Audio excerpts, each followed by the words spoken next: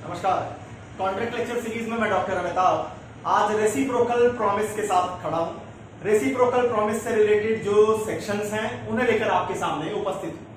Reciprocal promise जिसकी definition दी गई है सेक्शन 2F में और इंडियन कॉन्ट्रैक्ट एक्ट में सेक्शन 51 से लेकर के 54 और इसके साथ में सेक्शन 57 और 58 रेसिप्रोकल प्रॉमिसेस से रिलेटेड है। शुरू करते हैं reciprocal promises, the law related to the reciprocal promise. पहली बात यह उठती है कि आखिर रेसिप्रोकल प्रॉमिस कहते किसे। तो अगर आप सेक्शन 2F को देखेंगे तो सेक्शन 2F का कहना है कि प्रॉमिसेस विच फॉर्म कंसिडरेशन और part of consideration for each other are called reciprocal promises. अब आप जरा कॉन्ट्रैक्ट को देखिए। कॉन्ट्रैक्ट का मतलब क्या? एक एग्रीमेंट जो कि इनफोर्सेबल बाय लॉ है। एग्रीमेंट का मतलब क्या? एग्रीमेंट का मतलब है प्रॉमिसेस, प्रॉमिस प्लस कंसिडरेशन। और प्रॉमिस का मतलब क्या? एक तरफ से प्रपोजल, दूसरी तरफ से उसका एक्सेप्टेंस। प्रपोजल जब एक्सेप्ट होगी वो बनेगी प्रॉमिस, प्रॉमिस के साथ जब कंसिडरेशन जुड़ेगा वो बनेगा एग्रीमेंट, और एग्रीमेंट के साथ जब वैलिडिटी जुड़ जाएगी वो बनेगा कॉन्ट्रैक्ट। यहां जब हम रेसिप्रोकल प्रॉमिस की बात कर रहे हैं तो सेक्शन 2F का कहना है कि जहां पर एक प्रॉमिस जो है वो दूसरी प्रॉमिस के लिए कंसिडरेशन हो या पार्ट ऑफ कंसिडरेशन हो तो उसे हम रेसिप्रोकल प्रॉमिस कहते हैं। लेकिन जहां तक मैं कॉन्ट्रैक्ट को समझ पाया हूं, आप 99% कॉन्ट्रैक्ट्स को उठाकर देख लीजिए, चाहे वो मकान खरीदने बेचने का एग्रीमेंट हो, सेल हो, चाहे आप कपड़े की डिलीवरी मांग रहे हो, चाहे घर बनवा रहे हो, ये सारे प्रॉमिस, चाहे आप कोचिंग की फीस भर रहे हो, कोचिंग पढ़ रहे हो, जो कुछ भी आप कर रहे हैं, जहां भी आप कॉन्ट्रैक्ट में इंटर करते हैं, मैक्सिमम केसेस में वो रेसिप्रोकल प्रॉमिस होगी। अगर कोई आपके लिए घर बना रहा है तो निश्चित है आप उसके बदले में उसे पेमेंट कर रहे हैं। अगर आप सामान की डिलीवरी ले रहे हैं तो निश्चित है उसके बदले में आप उसे पे कर रहे हैं। अगर कोई कोचिंग में आपको गाइड कर रहा है तो आप उसके बदले में उसे पे कर रहे हैं। तो यहां ऐसा हो ही नहीं सकता, मेजॉर 99.99% केसेस में ये मान के चलिएगा कि पूरी कॉन्ट्रैक्ट की दुनिया कहीं ना कहीं रेसिप्रोकल प्रॉमिसेस के अगल बगल घूमती नजर आएगी। अब जरा देखते हैं कि आखिर इसका एग्जीक्यूशन का प्रोसेस क्या है, इसकी परफॉर्मेंस मांगी कैसे जाएगी, और इसे डिस्कस किया गया है सेक्शन 51 से लेकर के 54 और साथ में 57 और 58 में। अब जरा देखिए कि 51 क्या कहता है। अब पहले रेसिप्रोकल प्रॉमिस को आप ये समझ लीजिए, जिससे ये इसको समझाना बड़ा इजी हो जाएगा। ए और बी के बीच में एग्रीमेंट था कि ए जो है वो 10,000 रुपीज का पेमेंट करेगा और बी क्या करेगा, बी इसके लिए वर्क करेगा। अब ये प्रॉमिस कैसी है? सेक्शन 2F को पढ़िए तो सेक्शन 2F का कहने का मतलब है जहां एक प्रॉमिस दूसरी प्रॉमिस के लिए कंसिडरेशन हो या पार्ट ऑफ कंसिडरेशन हो। ये 10,000 दे रहे हैं, क्यों दे रहे हैं? बी इनके लिए काम करेगा। बी काम करेगा, क्यों करेगा? क्योंकि ए इसे 10,000 रुपए देंगे। इसका सीधा मतलब क्या है? यहां दोनों लोगों के द्वारा जो प्रॉमिस की जा रही है वो एक दूसरे के लिए कंसिडरेशन के रूप में है, इसलिए इसे हम रेसिप्रोकल प्रॉमिस कहेंगे। अब जरा सेक्शन 51 से 54 पे आते हैं। 51 क्या कहना चाहता है? 51 कह रहा है कि जहां रेसिप्रोकल प्रॉमिसेस को साइमल्टेनियसली परफॉर्म किया जाना है, साथ साथ परफॉर्म किया जाना है, वहां पर कोई भी पार्टी अपनी प्रॉमिस पूरी करने के लिए तब तक बाउंड नहीं होगी जब तक कि दूसरा वाला अपनी प्रॉमिस पूरी करने के लिए तैयार और रजामंद न हो। जब तक कि वो रेडी न हो, उसकी विलिंगनेस न हो, तब तक पहले वाला जिम्मेदार नहीं है। समझिए इसे। ए क्या कर रहा है? 10,000 रुपए देने के लिए इन्होंने कहा। बी क्या है? ए के लिए काम करेगा। ए तब तक 10,000 रुपए देने के लिए बाउंड नहीं है जब तक कि बी काम करने के लिए तैयार और रजामंद नहीं है। बी तब तक काम करने के लिए बाउंड नहीं है जब तक कि ए 10,000 रुपए देने के लिए तैयार और रजामंद नहीं है। ऐसा कहना है सेक्शन नंबर 51 का। अब इसको और एग्जांपल में ले लीजिए। ए ने अब इस एग्जांपल में लीजिए कि ए ने अपने ऊपर लिया है डिलीवरी ऑफ गुड्स का। ए डिलीवरी ऑफ गुड्स करेगा और बी जो है इसके बदले में इसे 5,000 रुपए देंगे। अब सेक्शन 51 को लगाइए। ए डिलीवरी ऑफ गुड्स तब तक करने के लिए बाउंड नहीं है जब तक कि बी 5,000 रुपए देने के लिए तैयार और रजामंद नहीं है। बी तब तक 5,000 रुपए देने के लिए बाउंड नहीं है जब तक कि ए जो है वो उस गुड्स की डिलीवरी करने के लिए तैयार और रजामंद नहीं है। यह कहना है सेक्शन नंबर 51 का। अब आइए सेक्शन 52 क्या कहता है। सेक्शन 52 कहता है ऑर्डर की बात। किस ऑर्डर में इन प्रोमिसेस को पूरा किया जाएगा। देखिए कॉन्ट्रैक्ट एक्ट जो है ये पार्टीज को फ्रीडम देता है। अगर पार्टीज अपने कॉन्ट्रैक्ट में डिस्कस कर देती हैं, अगर पार्टीज अपने कॉन्ट्रैक्ट में फिक्स कर लेती हैं कि पहले किस वाले रेसिप्रोकल प्रॉमिस को पूरा करना है, कौन सी प्रॉमिस बाद में पूरी की जाएगी, तो जैसा पार्टीज ने फिक्स किया है हम उसी ऑर्डर को मान के चलेंगे। और जहां पर पार्टीज ने फिक्स नहीं किया है वहां हम ये देखेंगे कि ट्रांजैक्शन क्या कह रहा है। ट्रांजैक्शन मतलब उस जो ट्रांजैक्शन को लेकर के एग्रीमेंट हुए हैं, जो कॉन्ट्रैक्ट किया गया है, उस ट्रांजैक्शन का बिजनेस कम्युनिटी में या नॉर्मल सर्कमस्टांसेस में क्या उसकी इंटरप्रिटेशन निकल के आती है। तो जो इंटरप्रिटेशन कॉमन बिजनेस में निकल के आएगी हम उसे मान करके चलेंगे। अब यहां पर एग्जांपल के रूप में अगर 52 को देखिए, एक एग्जांपल के रूप में यहां उठाते हैं कि ए और बी के बीच में एग्रीमेंट हुआ है कि बी जो है एक मकान को बिल्ड करेगा, बिल्ड ए बिल्डिंग, और इसके बाद ए पे करेगा, देन ए विल पे। अब यहां पार्टीज ने फिक्स कर लिया है कि बी पहले बिल्डिंग बनाएगा, उसके बाद जो है ए पे करेगा। तो यहां पर सेक्शन 52 का कहना है ऑर्डर क्या फॉलो होगा, पहले बी को बिल्डिंग बनानी होगी तभी जो है ए बाउंड होगा पैसे देने के लिए। दूसरा एग्रीमेंट देख लीजिए, ए जो है बी के साथ एक एग्रीमेंट करता है कि बी क्या करेगा, मैनेज करेगा stock, manage stock for a, और ए जो है वो क्या करेगा, सिक्योरिटी देगा, प्रोवाइड सिक्योरिटी। अब यहां पर जो पार्टीज ने फिक्स नहीं किया है, लेकिन जब आप स्टॉक की दुनिया में आते हैं तो वहां पर ये ट्रांजैक्शन से निकल के आता है कि पहले ए को सिक्योरिटी देनी होगी तभी वो डिमांड कर सकेगा कि बी जो है उसके लिए स्टॉक मैनेज करे। तो दो एग्जांपल्स आपके सामने, जहां पार्टीज फिक्स कर लेंगी तो जैसा पार्टीज फिक्स करेंगी उसी क्रम में रेसिप्रोकल प्रॉमिस को आपको निभाना होगा। जहां पार्टीज फिक्स नहीं करेंगी तो जिस ट्रांजैक्शन, जिस कंटेंट को लेकर के ये एग्रीमेंट या कॉन्ट्रैक्ट किया जा रहा है उसकी इंटरप्रिटेशन क्या निकल के आ रही है, उसकी क्या डिमांड उठ रही है, वहां से हम फिक्स करेंगे कि कौन सी रेसिप्रोकल प्रॉमिस पहले पूरी की जाएगी। अब आते हैं सेक्शन नंबर 53 पर।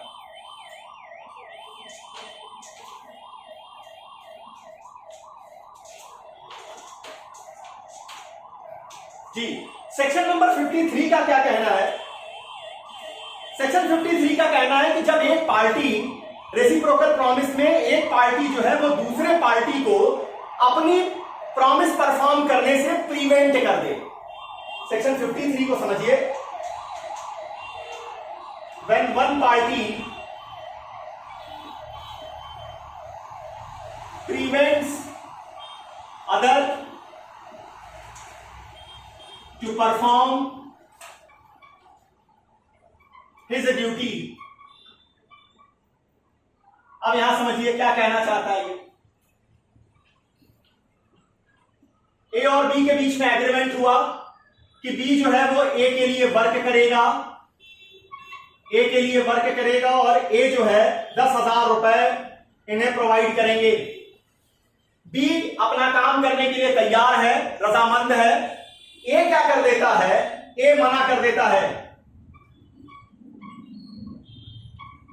ए जो है वो बी को मना कर देता है कि आप काम मत कीजिए। अब सेक्शन 53 कह रहा है कि बी के ऑप्शन पर, जिस पार्टी को मना किया गया है, बी के ऑप्शन पर यह कॉन्ट्रैक्ट वॉइडेबल हो जाएगा। मतलब इस कॉन्ट्रैक्ट को रिपुडिएट कराने का अधिकार बी के पास होगा। साथ में ए जो होंगे वो लायबल हो जाएंगे, लायबल टू पे कंपनसेशन। किसको कंपनसेशन देंगे? कंपनसेशन देंगे जिस पार्टी को उन्होंने प्रिवेंट किया है उसको जो नुकसान होगा उसके लिए ए कंपनसेट करेंगे। तो सेक्शन 53 क्या कहता है, जब रेसिप्रोकल प्रॉमिसेस में एक पार्टी दूसरे पार्टी को अपनी प्रॉमिस पूरी करने से रोकेगी तो जो रोकेगा वो लायबल होगा, दूसरे वाली पार्टी को जो रोकी गई है उसको कंपनसेशन देगी। साथ में जो पार्टी को मना किया गया, जिसे प्रिवेंट किया गया है, उसके पास ऑप्शन है कि वो उस कॉन्ट्रैक्ट को रिपुडिएट करा सकते हैं, वो कॉन्ट्रैक्ट वॉइडेबल कॉन्ट्रैक्ट माना जाएगा। अब आते हैं सेक्शन, इसमें केस आती है सेक्शन 53 पर, धुल्लीपुडी नमैया वर्सेस यूनियन ऑफ इंडिया, जहां भारत सरकार को लायबल किया गया था। धुल्लीपुडी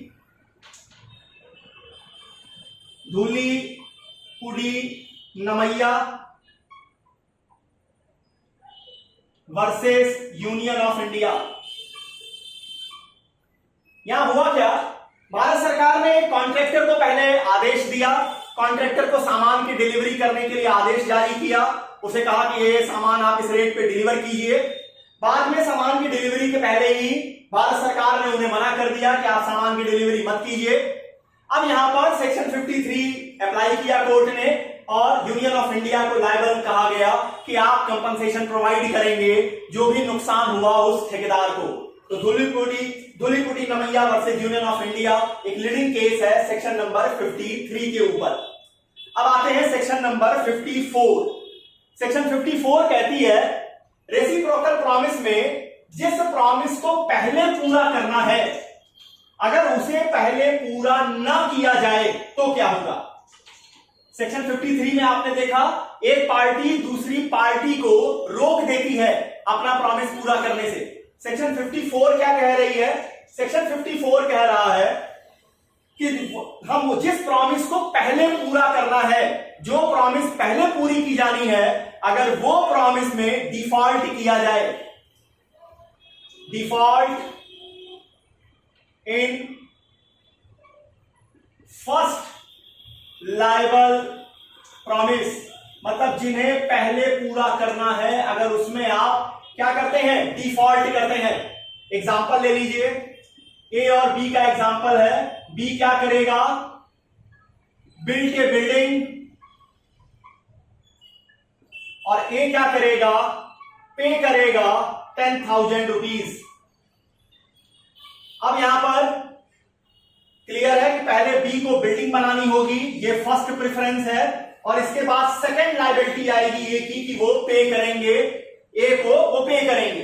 अब मान लीजिए कि बी जो है वो डिफॉल्ट कर देता है, बिल्डिंग नहीं बनाता है। अब क्या होगा, अब जब बी डिफॉल्ट कर देगा तब यहां पर क्या होगा, अब लगाइए 54 को। 54 कहता है अब ए के पास ऑप्शन होगा कि वो वॉइडेबल करा दे, वॉइडेबल ट्रीट कर सकता है इस कॉन्ट्रैक्ट को, रिपुडिएट करा सकता है, और बी की लायबिलिटी होगी पे कंपनसेशन। किसको कंपनसेट करेंगे, ए को। ध्यान दीजिएगा 53 में क्या था, एक पार्टी दूसरी पार्टी को मना कर दे रही थी। 54 में क्या है, 54 में मना नहीं कर रही है, जिस वादे को पहले पूरा किया जाना है वो वादा नहीं पूरा किया जा रहा, डिफॉल्ट किया जा रहा है। तो क्या होगा, जो उस डिफॉल्ट की दूसरी पार्टी होगी, सेकंड जो काउंटर पार्ट होगा, उसे ऑप्शन होगा कि वो उस कॉन्ट्रैक्ट को रिपुडिएट करा दे, साथ ही उसे अधिकार मिलेगा कि वो कंपनसेशन वसूल ले डिफॉल्ट करने वाली पार्टी से। इस पर एक लीडिंग केस आएगी सेक्शन 54 पर, नाथूलाल वर्सेस फूलचंद की। केस के फैक्ट काफी ज्यादा इंटरेस्टेड है। नाथूलाल वर्सेस फूलचंद। यहां हुआ क्या था, एक व्यक्ति ने, एक एग्रीकल्चरल लैंड थी, उस एग्रीकल्चरल लैंड को एक व्यक्ति जो है वो सेल करता है दूसरे पर्सन को 10 लाख रुपए में, या मान लीजिए कितने किसी रुपए में उसको सेल करने के लिए कहा गया। उसके सेल करने के सारे कॉन्ट्रैक्ट फाइनल हुए।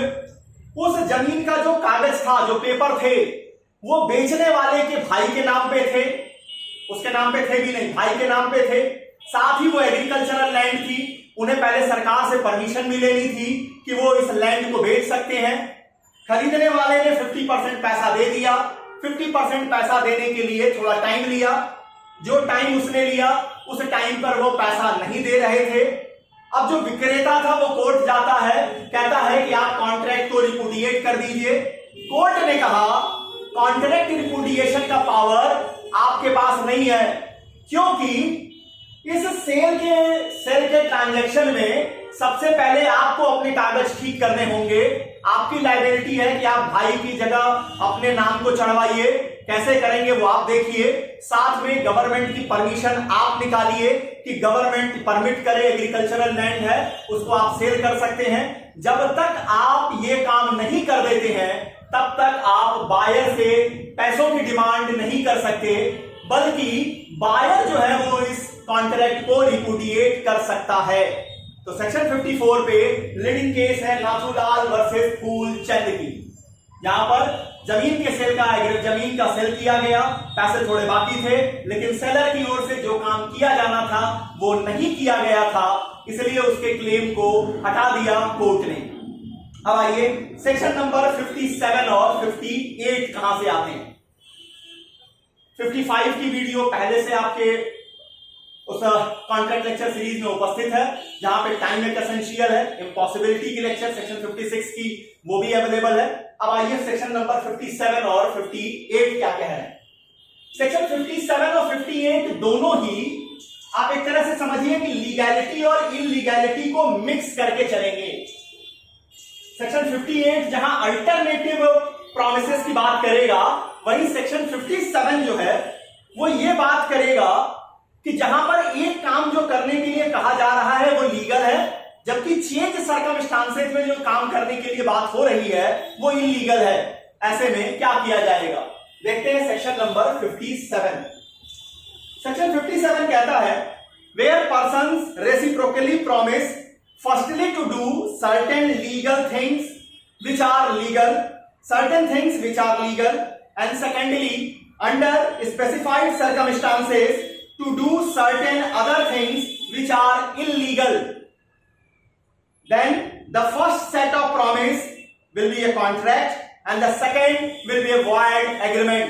सीधा मतलब सेक्शन 57 में अगर कोई रेसिप्रोकल प्रॉमिस में प्रॉमिस का एक पार्ट जो है, जो प्रॉमिस पहले की जा रही है वो वैलिड है, वो एक लीगल थिंग के लिए है। चेंज सर्कमस्टांसेस में दूसरा काम करने के लिए कहा जा रहा है जो कि इलीगल है, वहां पर जो लेजिटिमेट वर्क है उसके बाद वो कॉन्ट्रैक्ट बन जाएगा और जो इलीगल है वो वॉइड एग्रीमेंट हो जाएगा। एक एग्जांपल देख लीजिए, ए और बी एग्री करते हैं कि बी जो है B will take building of A and pay 10,000 rupees per month as rent, and if we will use this building as gambling house, then he will pay 1.5 lakhs per month। अब देखिए ए और B के बीच में agreement होता है कि ए का मकान बी किराए पे अगर लेगा तो ए को इसके बदले में 10,000 रुपए मिलेंगे, बी जो है वो 10,000 रुपए महीना देगा। और अगर बी जो है उस मकान को जुआ घर चलाता है, वहां जुए का ट्रांजैक्शन चलाता है, तो बी जो होगा वो 1.5 लाख रुपए महीना देगा। अब जो पहला काम है ये लेजिटिमेट है, यहां जो 10,000 रुपए देना है, बिल्डिंग को किराए पे लेना है, ये कॉन्ट्रैक्ट हो जाएगा। ये जो सेकंड पोर्शन है कि अगर उसको गैम्बलिंग हाउस के रूप में चलाता है वो तो 1.5 लाख रुपए देने के लिए बाउंड होगा। सेक्शन 57 कहेगा कि ये जो सेकंड पोर्शन है यहां से लेकर के ये पोर्शन बिल्कुल वॉइड हो जाएगा, ये वॉइड एग्रीमेंट माना जाएगा। और यहां तक का जो पोर्शन है ये आप कह सकते हैं कि ये एक वैलिड कॉन्ट्रैक्ट होगा। जो लेजिटिमेट काम है उसके लिए वैलिड कॉन्ट्रैक्ट हो जाएगा और जो बिल्कुल इलीगल है उसके लिए वॉइड एग्रीमेंट होगा। अब आइए सेक्शन नंबर 58 क्या कहती है।